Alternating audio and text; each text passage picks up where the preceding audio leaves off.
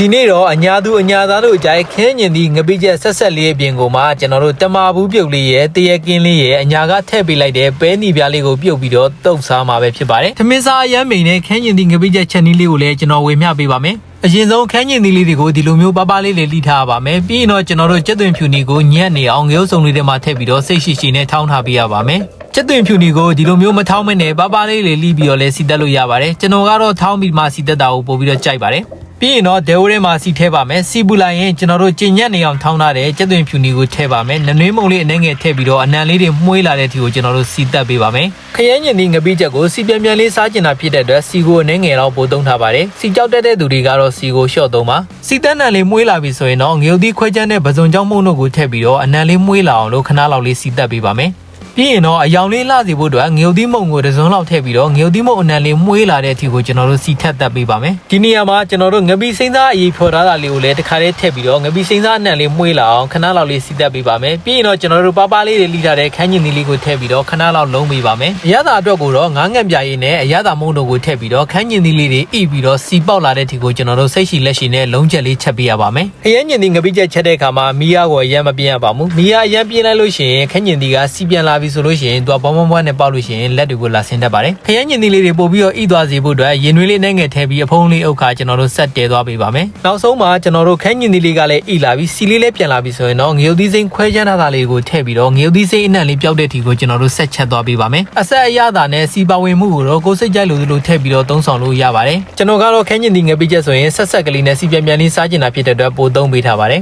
ခရမ်းညင်သီးငပိချက်ကိုအနံ့လေးပုံမွေးသွားစေဖို့အတွက်သူနဲ့အရန်လိုက်ဖက်တဲ့နန်းနံမင်းလေးကိုလည်းထည့်လိုက်ပါမယ်ကျွန်တော်ကအညာသားမလို့လားတော့မသိဘူးခန်းညင်သီးငပိချက်ဆိုရင်ရမ်းကြိုက်ပါတယ်အညာမာနေတော့ကအမေချက်ကြွတဲ့အမေရဲ့လက်ရခန်းညင်သီးငပိချက်လေးကိုလည်းလွမ်းမိပါတယ်ခရမ်းညင်သီးငပိချက်လေးချက်ပြီးသွားပြီဆိုရင်တော့သူနဲ့တွဲစားဖို့ရအတွက်တမာဘူးလေးတွေကိုရေနွေးဆူဆူလေးတွေမှာထည့်ပြီးတော့ကျွန်တော်တို့ပြုတ်ပေးပါမယ်ဒီလိုတမာဘူးလေးတွေမြင်နိုင်လဲအညာမြေကိုတတိတရားနဲ့ပို့ပြီးတော့လွမ်းမိပါတယ်တမာဘူးလေးတွေချက်ပြီးဆိုရင်တော့ပကံလေးတစ်လုံးထဲမှာဆက်ထည့်ထားပါမယ်နောက်ထပ်တရက်ကင်းလေးကိုလည်းကျွန်တော်ရေလေးဆေးထားပါတယ်တရက်ကင်းလေးရေဆေးပြီးသွားပြီဆိုရင်တော့ပဲသီးပြုတ်ကိုကြက်သွင်ရဲ့စီစားအရသာမုံတို့ကိုထည့်ပြီးတော့ရိုးရိုးရှင်းရှင်းလေးပဲတုပ်စားပါမယ်ဒီနေ့ကတော့အသားဟင်းတွေမချက်ပဲခန်းညင်သီးငပိချက်ရဲ့တမာဘူးပြုတ်လေးရဲ့တရကင်းတိုးစရာနဲ့ပဲပြုတ်တုပ်လေးပါတုပ်ပြီးတော့ထမင်းမိန်မိန်စားမှာပဲဖြစ်ပါတယ်ကျွန်တော်ရဲ့ဗီဒီယိုလေးကိုလည်းအဆုံးထိကြည့်ပေးလို့အားလုံးကိုကျေးဇူးတင်ပါတယ်ကျွန်တော်နဲ့အတူနောက်ဗီဒီယိုအသစ်တွေမှာပြန်ဆုံပါမယ်